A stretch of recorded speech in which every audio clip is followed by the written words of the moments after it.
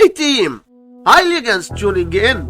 On this clip, 97 divided by 97, which equals 1, and 97 divided by 97 equals 1. Now we have this problem, 1 divided by 1, which equals 1. But this answer is not correct because according to the order of operations, we must do this division, then this division, and at last this division. So we have first this division, 97 divided by 97 equals 1. So we have 1 divided by 97 divided by 97, and we can write this part as 1 over 97 divided by 97. So we must keep the first fraction 1 over 97